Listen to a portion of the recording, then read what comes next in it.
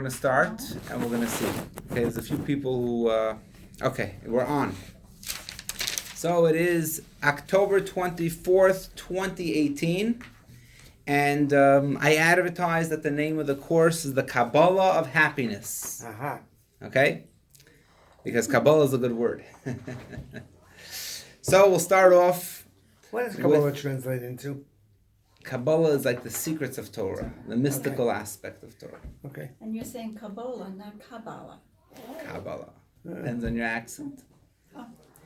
So, Sylvia Goldberg calls up her travel agent.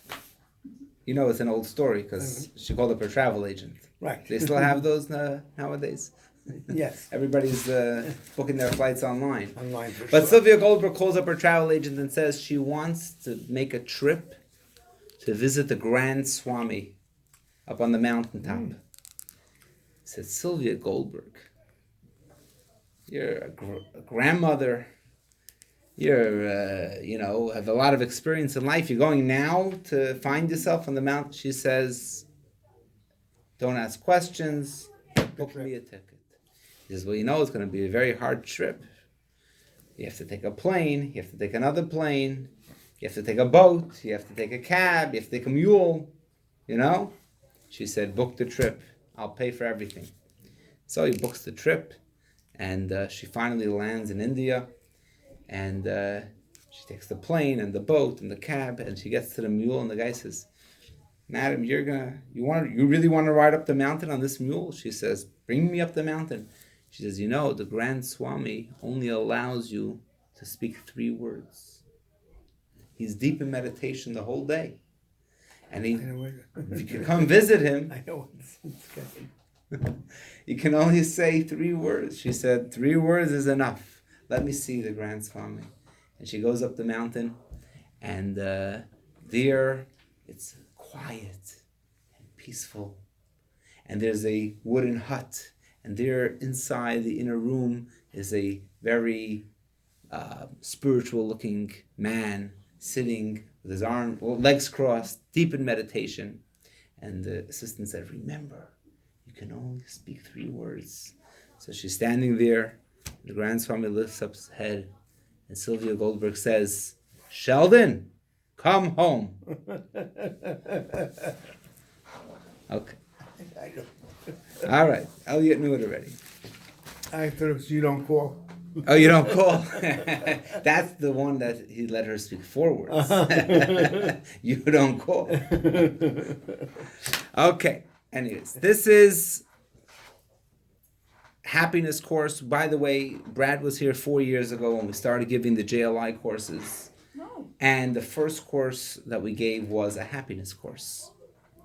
And whenever I advertise a happiness course, I get a lot of feedback. I get a lot of interest. A guy that we know from North Carolina says, I wish I was in Long Island to come. And this guy is that I get the most, it's one of the more popular, at least the topics are the more popular. Let's see if we can actually get the people in the room. But this course, we're going to loosely follow the original happiness course just because we're going to use the text, right. But it's going to be new lessons. We're going to focus on new ideas, and we're going to put an emphasis on Hasidic philosophy. So I call it Happiness 201. Okay? Second level. So, 122 years ago, the 5th Chabad Rebbe, whose name was Shalom Dovber, celebrated the wedding of his only son. And you know that everyone loves their children, but an only child, the parents love even more. It's an only child. The 5th Chabad Rebbe had one child, a son. And not only that, but he was the heir to his throne. He was the crown prince because he would one day succeed his father as the Rebbe, as the leader of the Chabad movement. And at this occasion, he said a lecture, a sermon, a discourse. It's in this book. It's 111 pages long. I don't know how long it took him to say it, but could you imagine at the wedding meal, I don't know if he said the whole thing or part of it, what's recorded here is 111 pages of Well, press. Hasidic teachings. And what is the heading? It's from the 7 blessings, the Sheva brachas that we say, Samach to Samach, joyous and be happy, Re'em Ahuvim, loving friends, just like your Maker rejoiced with you in the Garden of Eden. Okay? So you can understand that is the heading of the discourse. It was all about joy. So we're going to learn that we're going to rely tonight on this text. We're not going to learn all 111 pages, but we'll pick out 2 parts. What is that called? Okay, this is Where is it? a book of discourses. You want to know where to buy it? No, I'm This just, is it's called Sefer Hamamarim, a book of discourses, Taf Reish Nun Zayin, which is 1897. That's the price?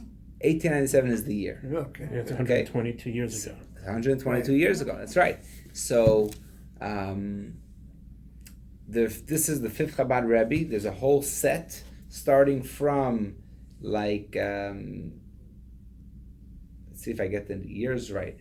Starting from 1883 until 1920, 37 years that he said Hasidic discourses, and each year has a volume I understand.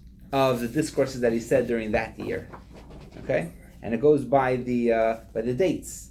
So it just starts off. This is what he said Rosh Hashanah. This is what he said this Shabbos. This is what he said, and goes. And actually, his son's wedding was towards the end of the year. So the last discourse is the 111 pages, and then we can go. I can bring next week. I can bring the book for 1898. Right.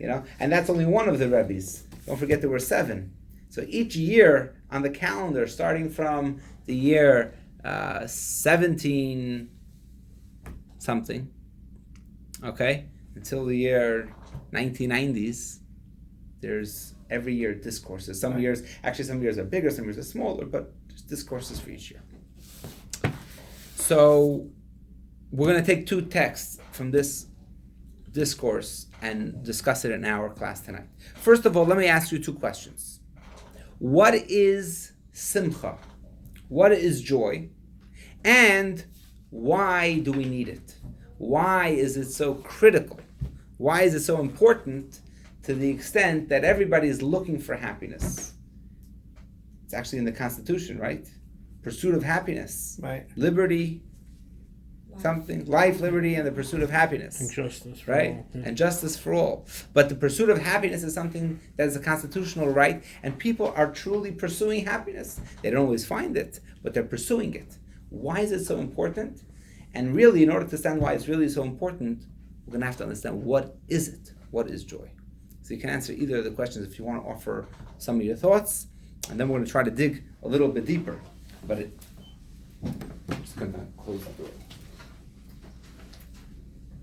What is that? If you want to say something.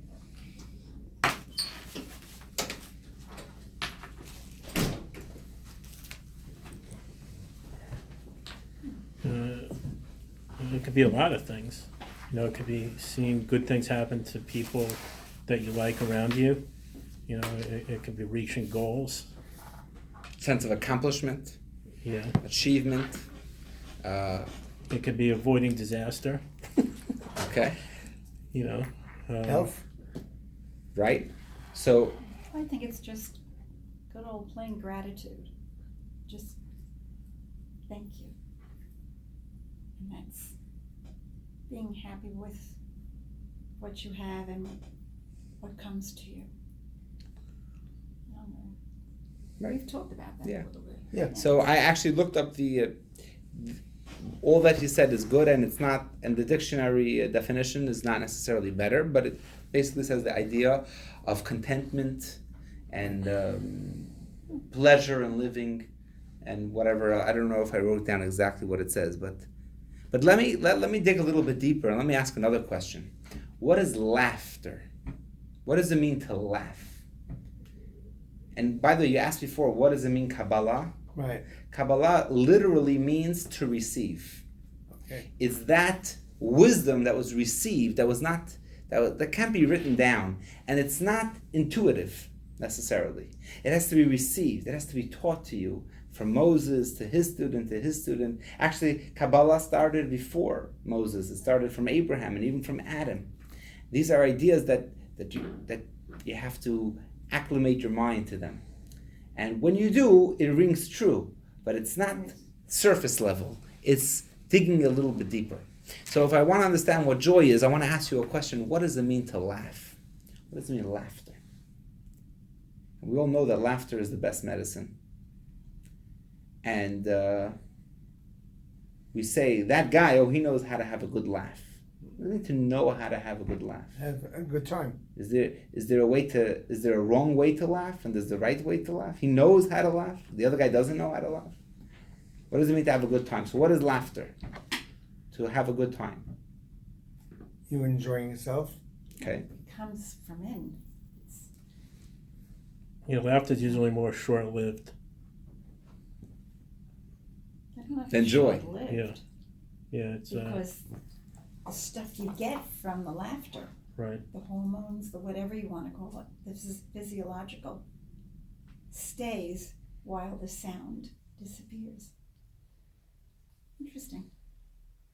Okay, so I again I looked up the dictionary definition just to see. You can also laugh at people. It can also be a negative. Right, it could be a negative thing, Yes. but I want to avoid the negative, derisive laughter. That's not what I'm talking. Mocking laughter. I'm talking about the positive laughter. So it says laugh. What does it mean to laugh? To make the spontaneous sounds and movements of the face and body that are the instinctive expressions of lively amusement. I don't know if that helps or it doesn't help. But before I get into that, I just wanted to say, it is interesting that there's a law that one is forbidden to fill his mouth with laughter in this world. It's a strange law. It says, and there were, I think in the earlier generations, there were people that took this law very seriously, which they should. I'm not saying they shouldn't. And they made sure not to laugh. Why is it forbidden to laugh? Because after the temple was destroyed, they tried to restrict laughter and merriment. By the way, one of the reasons why we break a glass under the wedding is to kind of dampen the spirits a little bit.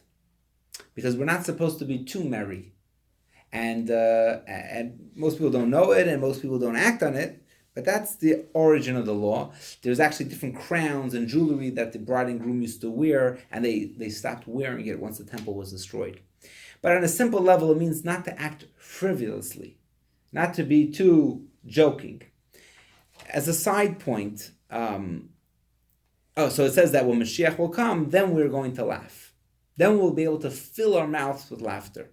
The Rabbi said that when it says then, that time already came, and it's already a time of joy, and the Rabbi pushed joy very strongly. I'm just bringing, maybe towards the end of the class we'll understand better this whole idea, this whole concept, that now it's forbidden to laugh, but interesting, the expression is to fill your mouth with laughter. Forbidden to fill your mouth with laughter. That's like a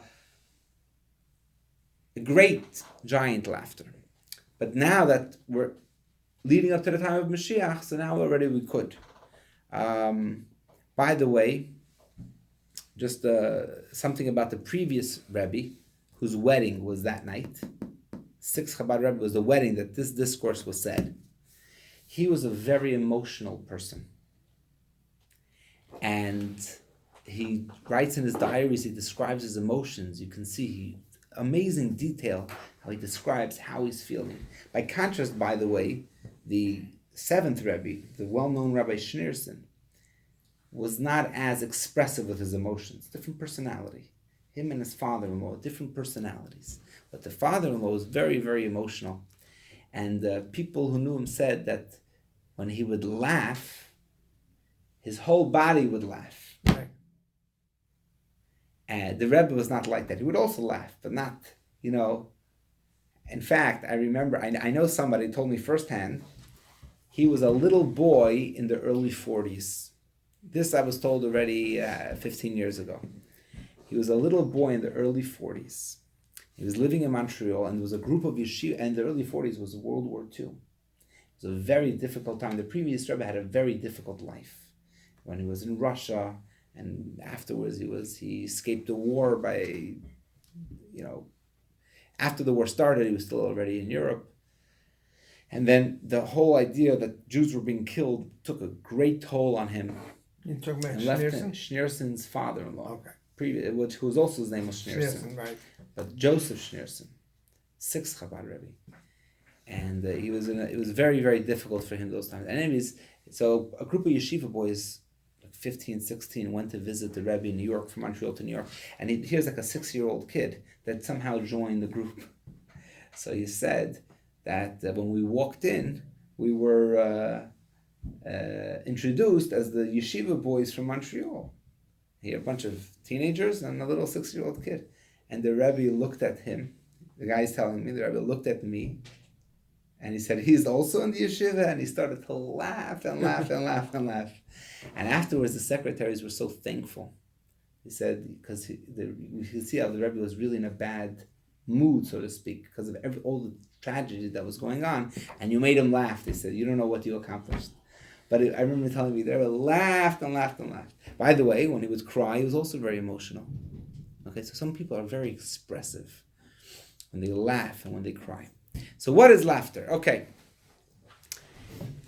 I'm going to pick on 2 words in the Webster Dictionary's definition. I don't know if it's Webster, it's on Google. Google Dictionary's definition. Okay, 2 words. And that is spontaneous and instinctive. According to Hasidic philosophy, laughter is the deepest expression of joy. And actually, Karen hit the nail on the head. She said that it's you. Is that what you said? You used the word you. It's you coming out. Laughter is a lot of things. But you know what the big problem is? I said some people know how to laugh. There's a right way to laugh. And the right way to laugh is when you are coming out. Most people, me included, by the way, are afraid to laugh.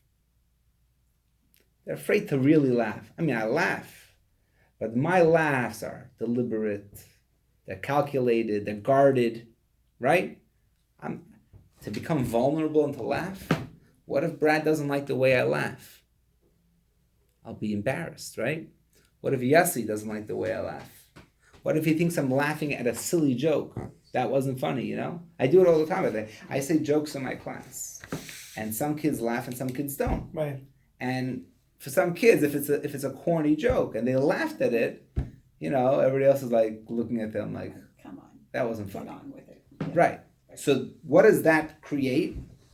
The next time I tell a joke, that student will guard himself. He doesn't want to laugh. Right. So just laughing in a calculated way. Oh, that was funny. I want to make myself laugh. Not that you're making. I'm not saying that you're acting.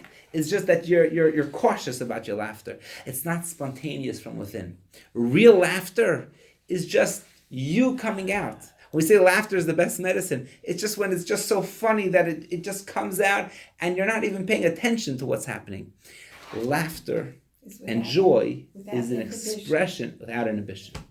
It's an expression of self. It's an expression of you. It's one of the most powerful expressions that we have. It's one of the powerful emotions, if you want to call it an emotion, that we have.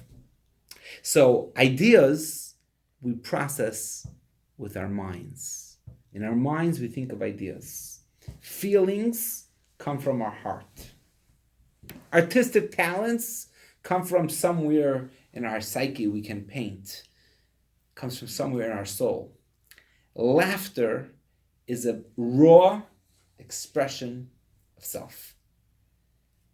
If I sit in my apartment, I'm watching a movie, I laugh out loud. And I said, why am I laughing out loud? But I do laugh out loud. Right? Yeah. Right. Yeah, and you know what the tragedy is? That nowadays you write on the text LOL. Right. Laugh out loud. Right? And you know what's funny is that LOL doesn't mean you're on the WhatsApp chat. Right. LOL doesn't mean it was that funny. If you really think it's really funny, you'll write something like ha ha ha, or you'll write I'm really laughing out loud. Like LOL is just like, it's just like all laughing. It became like, part of, okay, here I have to laugh, here I don't have to laugh.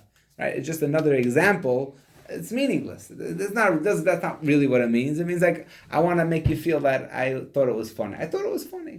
But laughter, you're saying, you're sitting in the room by yourself, you're not inhibited. Right. Okay. So now why is it so important? If that's what laughter is, if that's what I'm equating laughter and joy, because it's related. Not all laughter is joy, not all joy is laughter. It's related. Why is it so important to have this laughter? Why is it so important to be able to express yourself? Why is it so important to be able to open up? It's unbelievably important. It's actually important in every area of life. People who are truly happy, not people who are comedians. You know comedians? They make jokes all day, and then they commit suicide. It's terrible. Not all comedians, but I've heard of some of the most well-paid comedians after 40, 50 years of doing their, you know what I mean? Yeah. It doesn't make them happy. Actually, very unfortunate. Yeah, the one comedian I know is on antidepressants. Yeah. Yeah. I know a guy. It's I feel bad. Comedian. I have a guy in my class from yeshiva, and he was the class clown. He was the class clown, and this is in post high school. And I mean, I haven't been so much in touch with him, but as you say, he's not in good shape in his mood. You know, I mean, hopefully, maybe things turned around. But as of like 10 years ago, when I was, you know, I don't remember that, but it's like, and in a way, I feel bad. You know, we just all like to talk. You know, all like to joke around with him, but he obviously using it to cover up something that he was hiding.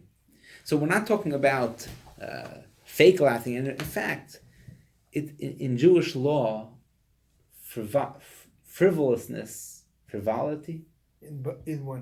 is frowned upon. Just to laugh, to be lightheaded and silly. Joy is commendable. Joy is admirable. But just silly laughing is not considered a virtuous thing. And part of the reason is because it's usually fake. It's usually fake. And it doesn't lead to good things. It leads to not good things. So, getting back to why is it so important to be happy? Now we're going to open up our books, and I think it's page number 11. Say page number 11 or page number 12. Text number 1. Okay. Text number 1 is from the Tanya, Reb Shner Zalman of Liadi. Are these textbooks from the original course? These are the same textbook. If you have the textbook from the original course, it's the same thing. Yeah. So we're going to, as I said, we're going to use some of the text, and we're going to... Yeah, I could see the pages are a little yellow on the end. Oh, yeah? That's an old... Yeah, I know something about books. So. Okay. So, what does the Alter Rebbe say in text number 1? Karen, would you like to read? It's in Hebrew. No, it should be in English too. It should be. Oh. Yeah. This. No. This. Page 12.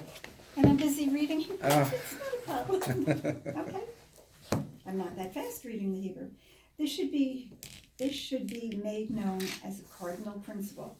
The internal spiritual battle waged against one's negative impulses is similar to a physical wrestling match.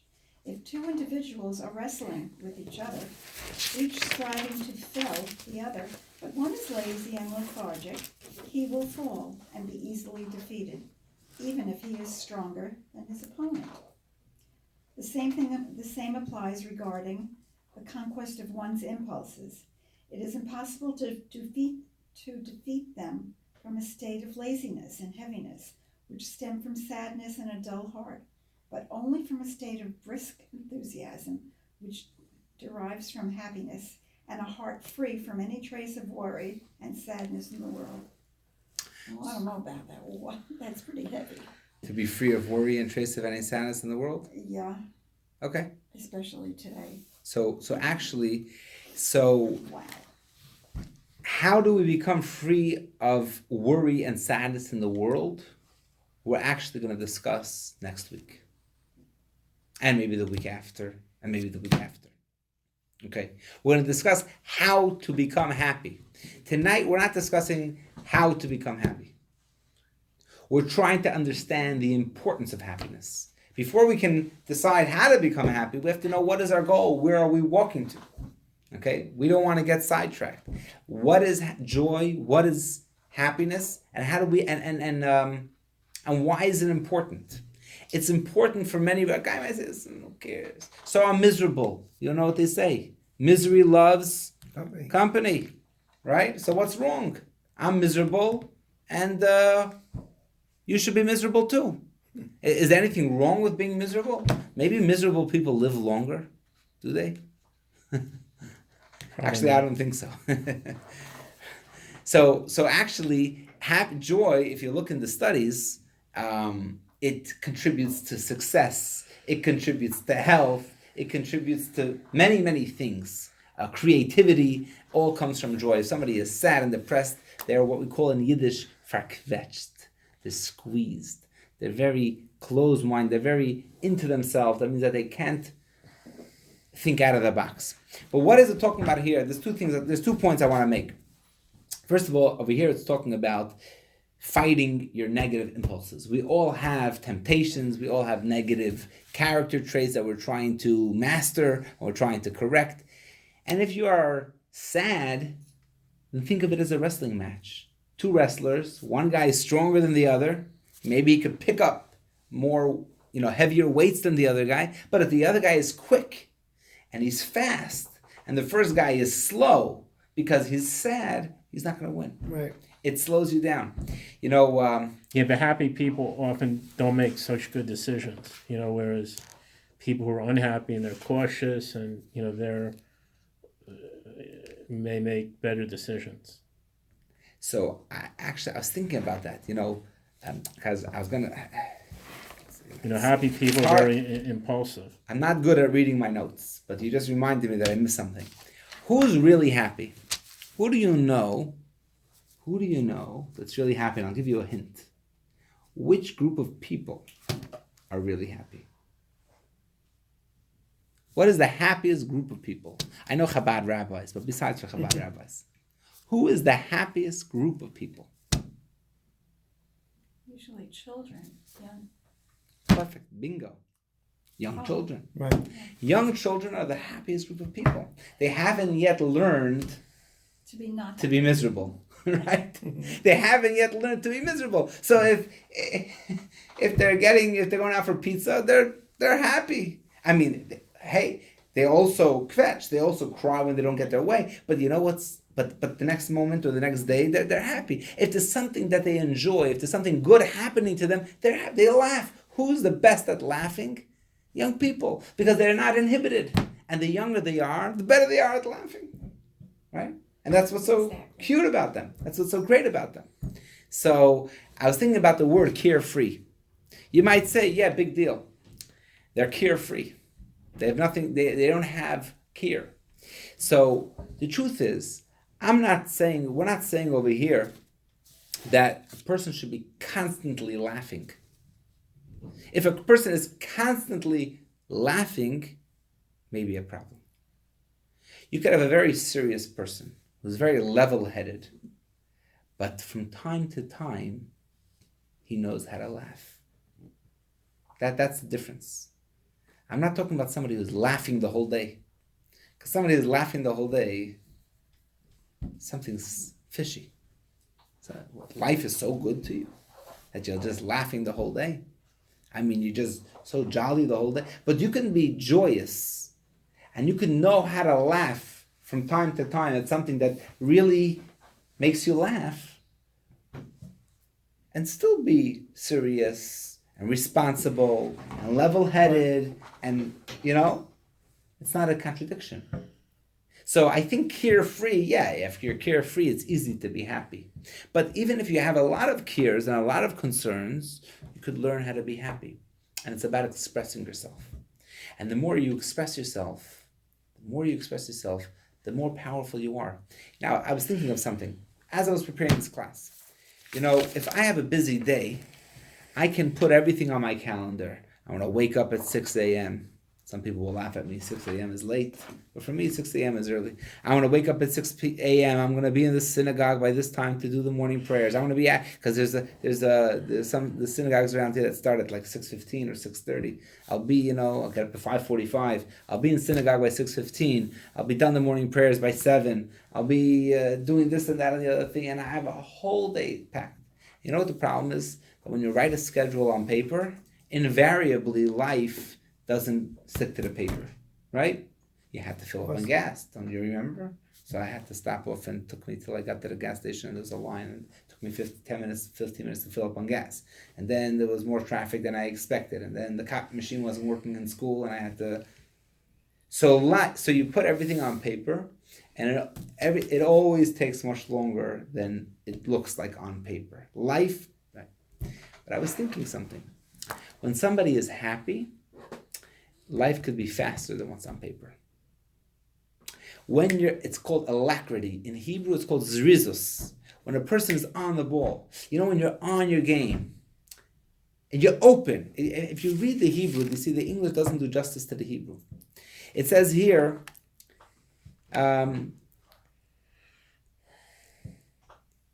it says, to defeat the enemy is from a state of brisk enthusiasm. Over here it says from a state of alacrity, which derives from an openness of heart and a being free. So, an openness of heart, alacrity, quick. And I know it of myself. Usually I can't be on that level the whole day, but I know that sometimes, like when I'm on a roll, when you're thinking quick, you can get things done in shorter time than when you look on paper. So in other words, what I'm trying to say is, happiness, we said, is the art of not being inhibited. When you're not inhibited, all your senses and all your faculties are open. Everything is open. Your mind is open. There was a great sage in the Talmud that before he began his discourse, he would say a joke and the students would laugh. After the students would laugh, he would regain focus of the class, and it says that they would sit very focused and listen to his sermon, his lecture. Why would he make them laugh first? To open up their minds. If they're laughing, their minds are open. Okay? As somebody told me last time I gave this course, somebody told me about SADS. Is that how it's SADS? So it's something to do with seasonal affective, some darkness disorder or something, right? What is it, right? Seasonal affective disorder syndrome. Seasonal affective disorder syndrome, right? So when it starts getting dark, you become sadder. And by the way, the Baal Shem Tov used to love light. The Baal Shem Tov loved light. The Baal Shem Tov was the founder of Hasidus. When he walked into the room, he said, I want all the lights on. Nowadays, it's like, if you're not using that room, close the lights, save the electricity. He wants it was candles in those days. He wants all the candles lit. He wants it to be lit up in the synagogue when he walks in. One time they didn't have candles for him. Unexpectedly, he popped into the synagogue and they didn't realize he was coming. And the end of the day, they only had 2 candles left. He said, what should we do? The stores are closed and we don't have candles. He said it was a freezing day outside. There were icicles hanging from the roof. And in Yiddish, an icicle is an ice lichtele, is an ice candle. All right. That's what it is in Yiddish, because it looks like a little bit of a candle. He said, take the ice lichtel. You don't have a lichtelach, you don't have candles, take the ice candles and light them. And the miracle was that the Baal Shem Tov, when he said that to light the ice, it lit. They struck a match, they put it to the ice, and it lit. So there was a lot of light. He liked light. And when we have light, it gives us a mood. It boosts our happiness. Because we're able to express ourselves. We're not inhibited. Okay. Now let's read 2 more texts. Let's go to page number 15, text 3b. And we're going to read the first paragraph. We'll ask Elliot to read the first paragraph of text 3b. When a person is happy, he stands above all his personal limitations and weaknesses. He can do things that he ordinarily could not do. He can forgive his worst enemy. His joy generates inner energy that breaks through and shatters any barrier that stands in his way. And the key word that I wanted you to see in this paragraph is that joy breaks barriers. Joy breaks barriers. But now Brad, I want you to read text number 4, and then we'll talk about joy breaking barriers. Joy is loftier than tears. The heavenly gates remain open for our tears, as the Talmud says, Bava Metzia 59a. The gates of tears are not locked. Joy, however, demolishes and pulverizes the supernal walls and barriers. So again, the same idea that joy breaks barriers. By the way, I just remember hearing this story that one time there was a guy walking by the river, and unfortunately he saw somebody drowning in the river. You know, the guy went for a swim, maybe in the sea, and he was drowning. And there was no way, he was too far out at sea, there was no way for him to get help, to reach him, to this. He didn't know what to do. And he felt terrible. He sees this guy drowning. So he called out, and the guy was struggling, right? He was struggling to stay afloat. So he called out to him. He said, send regards to the Levyasan. The Levyasan, if you read in the Torah, it says that on the third day of creation, on which day of creation? On the fifth day of creation? Probably. On the fifth day of creation, God created the great fish, the Levyasan. In fact, he created a male and a female. But they were so great, when they would swim from side to side, the earth would shake. And God didn't want them to reproduce, because any more of them would destroy the world. So he killed, I think, the female fish, or the male. He killed one of them, and he let the other one. That way he can't reproduce. So, anyways, the Levyasan is this great fish that lives on the bottom of the ocean, and when he swims from side to side, the earth shakes. Okay. So this guy is struggling in the sea, and there's nobody to save him, and he screams out, and he says, "Send regards to the Levyasan," and the guy started laughing, Right. And he was able to to manage the waves and come out. That's what I once heard. Well, what's the message? It's an unbelievable thing. When a person is thinking, he's imagine a person thinking he's drowning. I'm drowning. That's the end of me, right? So what is he supposed to do? But when he got a fresh boost of energy, it gave him the willpower, gave him the motivation to work harder, maybe even more than was physically possible. You know? Right. When people are in a time of danger, they're able to do more than what's physically possible. And in a way, happiness does that. So, the Maimer, the Rebbe Rashab, in this Maimer says that we all have natural inhibitions. We all have, whether it's nature or nurture, right? We all have limitations. We all have barriers around us. That's the way that life is. Some are natural barriers, some are learned barriers, some are negative things, but there's things that limit us, that restrict us. They say the story about an elephant, a great big elephant that was in the zoo or whatever it was. And there was a small string tied to one of his feet. Thin string tied to one of his feet and tied to the cage, to the bar.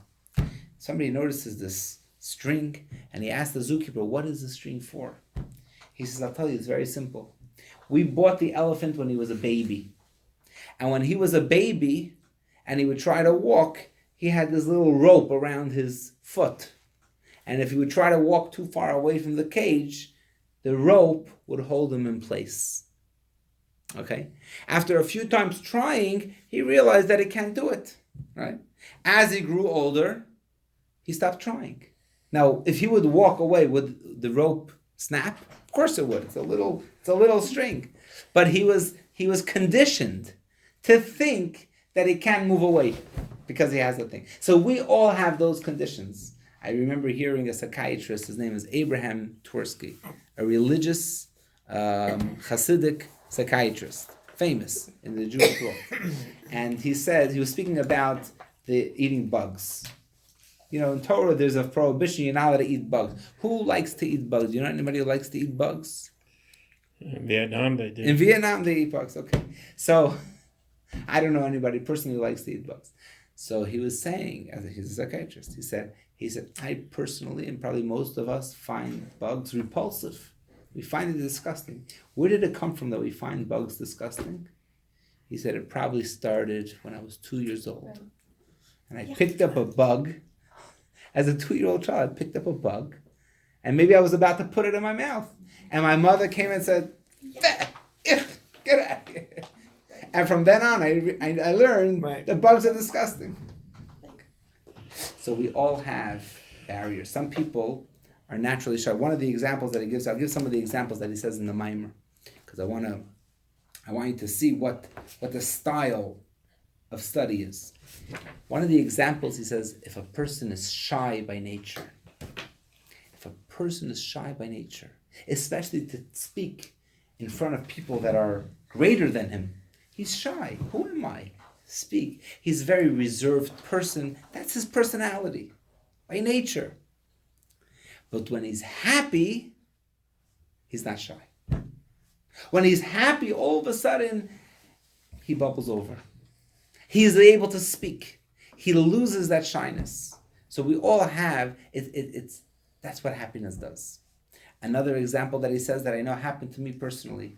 He says, when you're happy, somebody who's naturally not a big talker sometimes speaks and speaks and speaks. I remember when I was 9.5 years old, and it was the holiday of Sukkot, and my mother had given birth to my younger sister 2 days before the holiday of Sukkot, but she was still in the hospital during the holiday. And we're not allowed to drive. So my father said to us he's going to walk from Crown Heights to Borough Park to Maimonides Hospital to visit my mother in the hospital and the baby sister. So I said, can I come with you? And this is I think we walked in the day, but we walked back at night. Anyways, we're walking. He said, okay, you sure you're going to walk?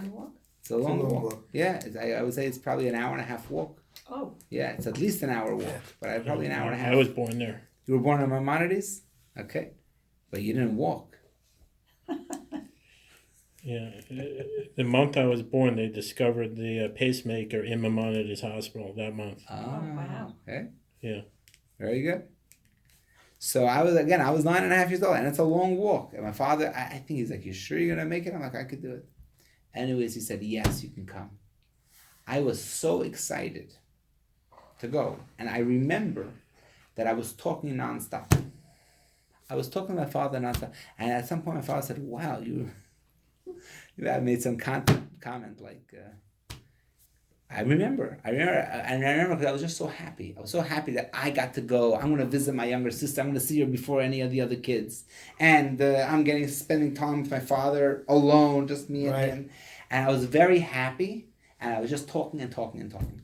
And when I read in the Mimer that it says that when you're happy, it just opens you up.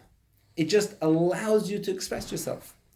Another very famous example that is said many times in Hasidus is that when, let's say, talk about a very reserved person. Some people, they're very formal. People are very formal, right? They invite you to dinner. They expect you to be on time.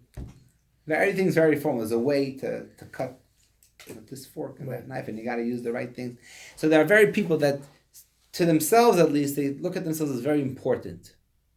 And everything is calculated, and everything is exact, and their tie has to be a certain way, and their suit has to be a certain way. And it's very, right? Not you. Not me. Okay. Not me either, don't worry.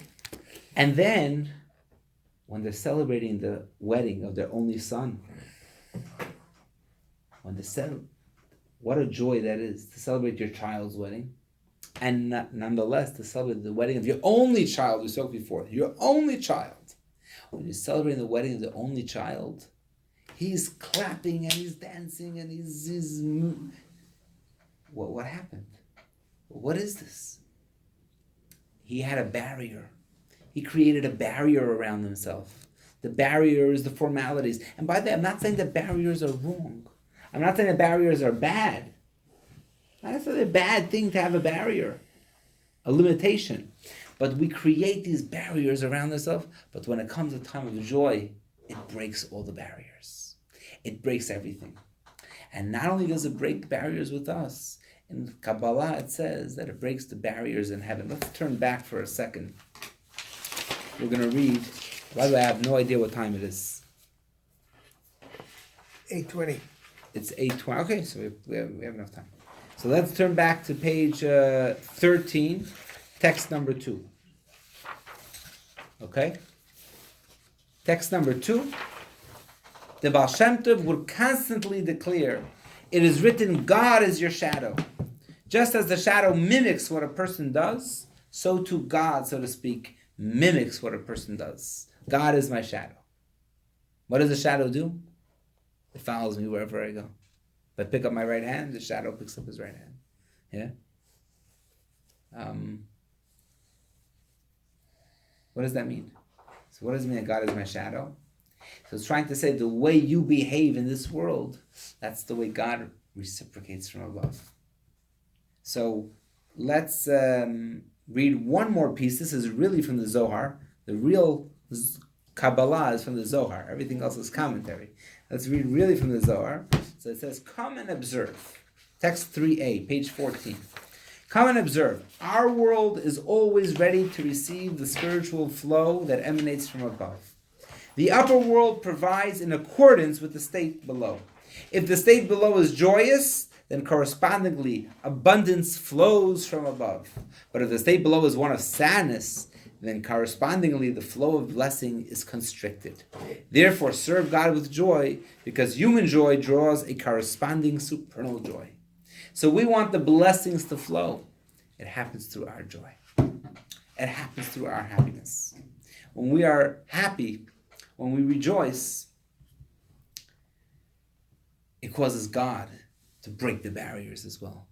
There's many stories that illustrate this point, but one famous story is that there was once a chassid who came to his Rabbi, and it was right around the holiday season, Rosh Hashanah, Yom Kippur, Sukkot, and he came, and I think his child was very sick or something, and he needed very sick, and he needed a blessing. He needed a miracle for his child. And the Rebbe basically said, I can't help you. Because a Rebbe is also limited, right? He can only give a blessing he sees in heaven. He says, if he can give a blessing or not always can he give a blessing. If he's going to give you a blessing whenever, okay. Sometimes he gives a blessing, sometimes he doesn't. He said, I'm sorry, I can't help you. The man was completely broken. Could you imagine? The Rebbe also can't help me? And he went home and it ruined his holiday, let me tell you. He was not happy that holiday. Terrible. Here his child is very ill, and even the Rebbe can't help him, so obviously it's a lost case. Came Simchas Torah, and he's walking around with a frown on his face. He's walking around like a real sour. And it's Simchas Torah. Simchas Torah. He thinks to himself, what a chutzpah that I'm walking around with such a sour face in Simchas Torah. All right, so I have a hard life, so I have bad things happen. But to walk around like I'm at a funeral on Simchas Torah, this is not acceptable. Simchas Torah deserves joy. And he decided, he put away his worries and he put away his fears, and he started to dance with the Torah. And once he started to dance, he forgot, he got caught up in the dancing, and he danced the night away with the Torah in the synagogue. And he came back to the Rebbe after the holiday, and the Rebbe said, don't worry about your daughter. She'll be fine. He said, Rebbe, what happened? 2 weeks ago you told me you couldn't help me. Now you told me a blessing that my daughter will be fine. He said, you're right, I couldn't help you. I looked in heaven and all the gates were closed. There was no way to help you. But with your joy, you opened up the gates.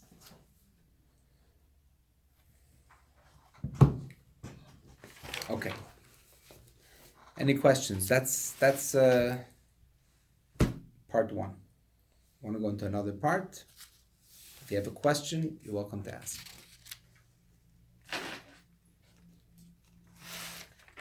There is no Rebbe now. There is a Rebbe now. That's a good question. Yeah. It's not Schneerson. He passed away. So who's the Rebbe? So Rabbi Schneerson is still the Rebbe. Okay. And first of all, what is the job of a Rebbe? To teach. To teach, good. Leader. To teach, to lead, To to listen. guide us, Right. to listen.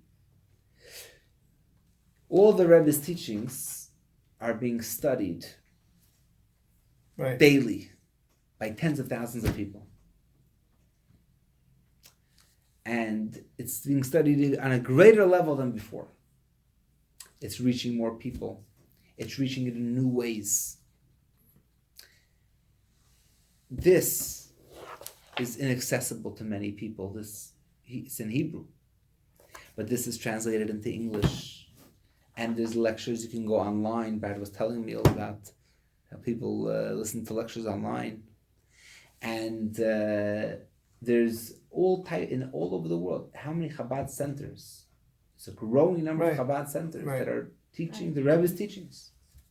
And in addition to that, the blessings and the miracles that we've always seen from the Rebbe are seen now just as much as before. Are those from teachings that they wrote down, or were they what they said that other people wrote down? So this, the Rebbe himself wrote down, but not everything. Some were transcribed by other people. This Rebbe in particular would write down his own discourses. Do they ever make big mistakes? I mean, they're What do you mean big mistakes? things that that don't seem right, or they make errors. I assume, don't they? So I'll tell you a story. They make errors. So this is it's a good question. God gave. Oh look, two new students. I like your mustache. So there are. It's a story that actually I think with this Rebbe and his brother. Basically, they're sitting and they're eating, and his brother or cousin or something would always follow the news. And he told the Rebbe, he said, "Did you hear?" He said, the professors, the medical professors, just found that there's a nerve in the back of the head that when you put down your head to think deeply, right? Well, how do you think deeply? When you want to remember, you pick up your head. When you want to think deeply, you put down your head, right? So they found that there's a nerve in the back of the head that when you put down your head, it's flipped and it helps focus. Okay. And when you pick it up, it flips and it helps memory. Right? I mean, it's a natural instinct. People remember by picking up the head. And they think, but they found out that there's a nerve that actually, it's not just like a pose that we make, a position that we take. It's actually a nerve that helps the memory and helps focus. So the Rebbe said they just discovered, it's in the news now. He went over to the shelf and he took a manuscript. They didn't have the printed books. He had manuscripts. A manuscript from his great-grandfather. He was the second Chabad Rebbe. And he took it off the shelf and he flipped through a few pages and he says, read over here. And over there the Rebbe says about this nerve that affects the memory and affects contemplation. And the Rebbe said, but my great-grandfather wasn't a professor and he didn't study medicine. So how did he know? He knew because this world is a exact mirror of the upper worlds. And he saw the way it was in the upper worlds. So obviously that's the way it is in this world. So he asked me if the Rebbe made mistakes. It's like asking me, if I make a mistake in what I'm seeing. Sing, right? Can I make a mistake that you're wearing a blue sweater? I see it. Right. Oh, you- It You doesn't. perceive it. I perceive it as blue. Okay. I might Okay. perceive, you would perceive it as green or something. Okay. Colorblind. Okay. But the point is that what they wrote was what they perceived from above. But there's another very okay. So, how do we get into this? Because I asked it. You want a question? You wanted to know if the Rebbe is still alive If and there he's is still. He asked. Yeah, you asked me if there's a Rebbe and the Rebbe is still giving the same Rebbe. The Rebbe Schneerson is still giving the blessings, the miracles, the teachings, the guidance, the leadership that we've always had, even on a greater level than before. Right. So that's it. That's what a Rebbe is. But that's a separate discussion. Maybe we'll have a class on that. Okay. So one of the very interesting things that they have here is let's turn to page number 20. And I remember we did this exercise 4 years ago. And on page number 20, it says, mark the place in which a happy mark the place in which a happy individual is situated within the spectrum below. So, a happy person. Here it says, I deserve a lot of admiration, but last time we decided that it's not about admiration, is maybe a little bit off. But do you think a person is happy? What is the self-concept of a happy person? How do you perceive yourself? Do you think of yourself as very competent? As very, do you have a high opinion of yourself? As very valuable? Or do you think of yourself as not so valuable? Not such a high opinion of yourself? Not special? Not deserving of praise? What do you think would make a person more happy? Right? We have people on all ends of the spectrum. We have some people that think terrible about themselves, very low self-esteem, and we have people that have a very high self-esteem. And they're both wrong, by the way. Right? So where do you think a happy person is? Do you think he's on the left, on the right, smack in the middle? Wherever he is. What do you think would make a person happy? If you had to take statistics, take 100 people, happy people in the room, do you think most of them would his life. satisfy? Do you think that there are people that have a very high opinion of themselves, a very low opinion of themselves, or somewhere right in the middle? My opinion. A high opinion. Okay, excellent. I like your answer.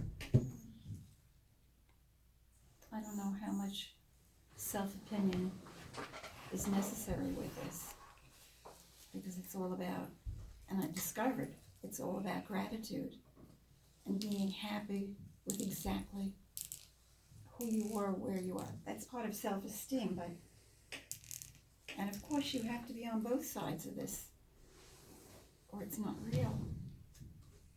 Sometimes you're proud of yourself and doing good things, and sometimes there's a bit of depression that the world is not quite the way you think it should be, or the way you should be treated.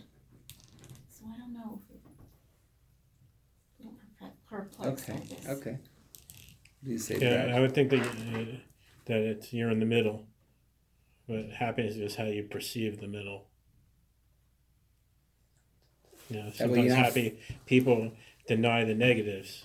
They don't, you know, they don't acknowledge them, and so it makes them happy. So sometimes being happy could be a sign of,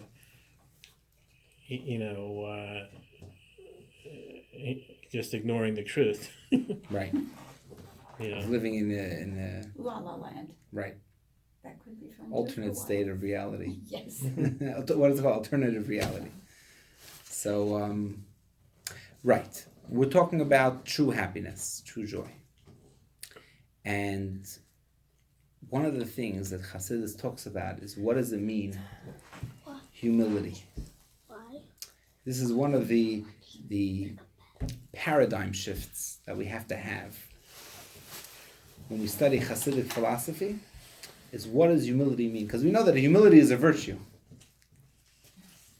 Humility is a virtue. I say the famous story, there was one yeshiva that was known that yeshiva, they made you humble. Most yeshivas are there to teach you the Talmud. But there was one yeshiva called Navarduk in a certain city, in a certain town. And over there, Talmud was important, but more important was that you should be humble. So a kid shows up the first day to yeshiva, 16-year-old bacher.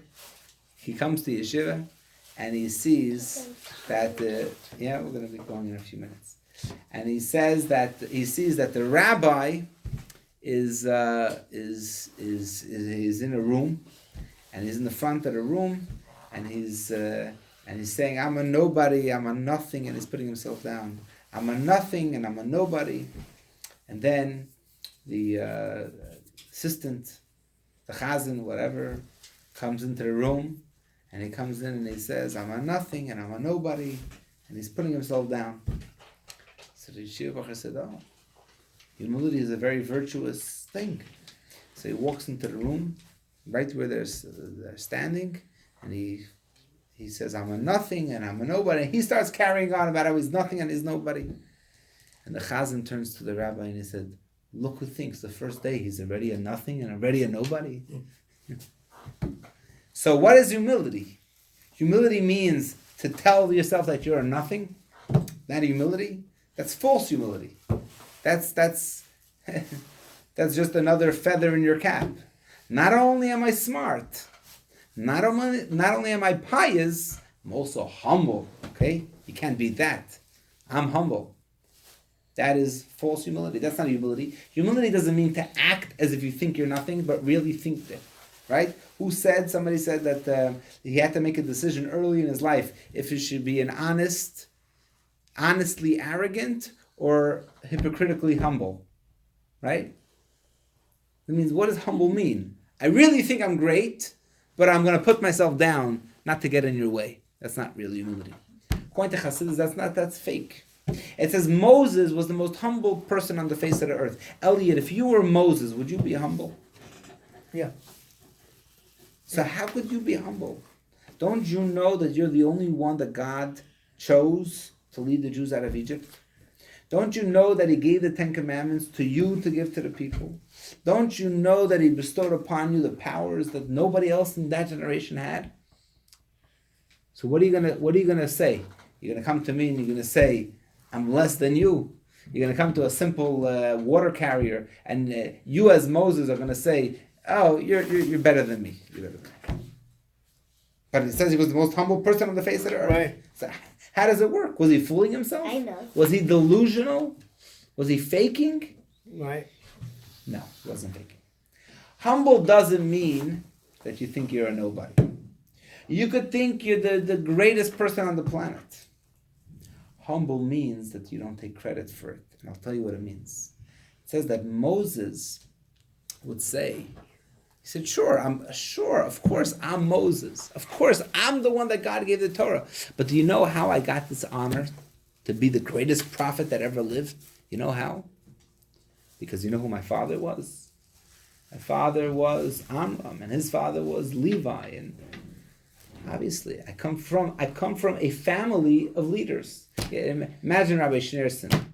How did he become the Rebbe? Well, his father-in-law was the Rebbe, his grandfather-in-law was the Rebbe. You were born into the family. Right. How does somebody become a king? So if you look at yourself and you say, "Oh, I'm great." Why am I great?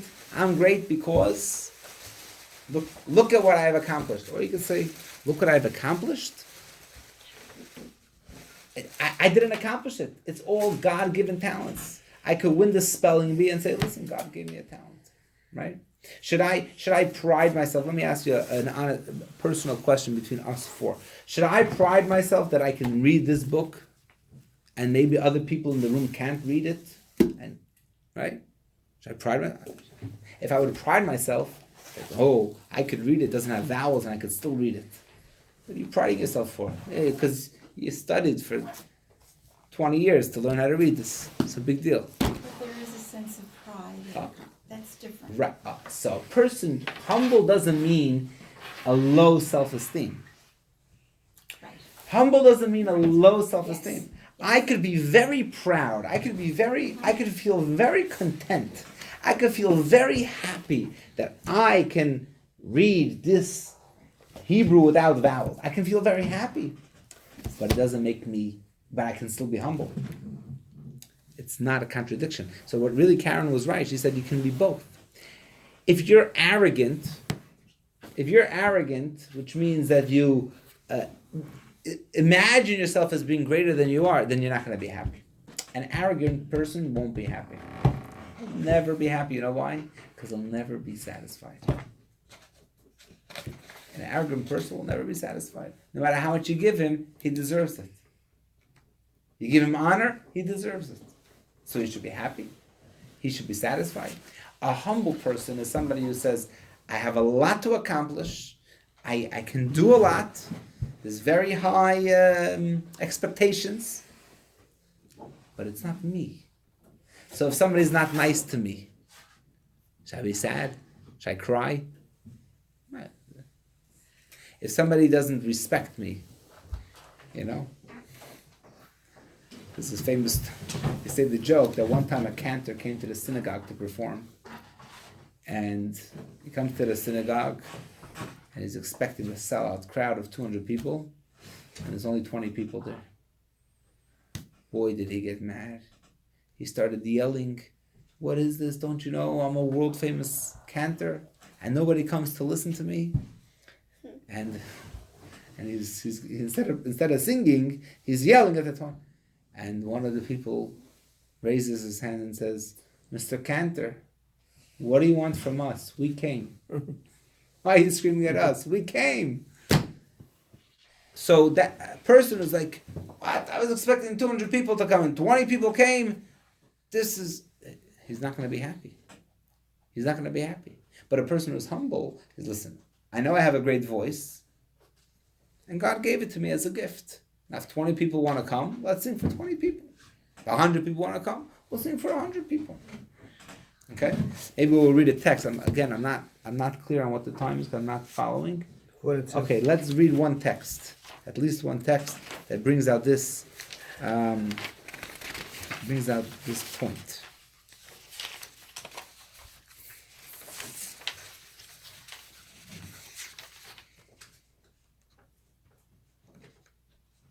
How about text 15 on page 29? Okay. Karen, you want to... Humility is not synonymous with inferiority. It is not due to a lack of inner good or to being on a bad path, heaven forbid. We should contemplate how all the good we possess is an inheritance from our ancestors. We should not take credit for our belief in God or for our willingness to give up our lives for our faith. I'm sorry, that's a bit of an ouch. Okay. Because these are natural inborn traits we inherited from our ancestor Abraham. This is the idea of humility. We do not take credit for the good we possess, knowing that our attainments are not our own doing, but something we receive by inheritance. This is the meaning of verse Numbers 12. Moses was exceedingly humble, more than any person on the face of the earth. Moses was cognizant of his own qualities and was aware that his lofty spiritual level was unparalleled, but he was still humble.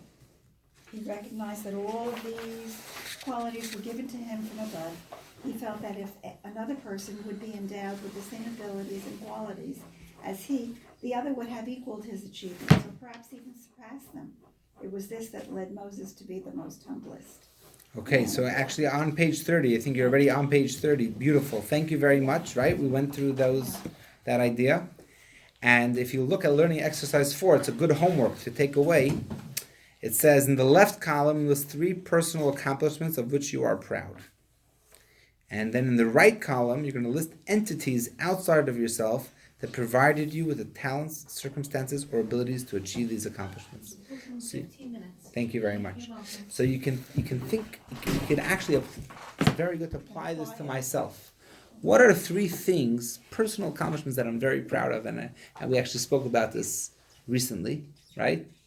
Brad and I were talking, right? We were talking about the idea of personal accomplishments. And you could think, wow, excuse me, I'm really proud of myself. And I am. I'm really proud. I mean, there are things that were, but then we think, and we should be proud, and we should be happy about it. But it shouldn't be in a place of arrogance. Wow, look how great I am. What should it be? We should say, wow, are there outside? What gave me? What education? What nature? What God-given gift do I have that gave me the gratitude that's the gratitude. You have to recognize that. And that makes the happiest person. That makes the happiest person. Because after all, happiness is about expressing yourself. It's not about inhibiting yourself. It's not about putting up fences around yourself. It's about breaking the barriers around yourself. If an arrogant person means you're putting up more barriers, when you allow yourself to flow, when you allow yourself to be spontaneous, to live, to express yourself, that brings true joy. And that's what. So it's a cause and it's an effect.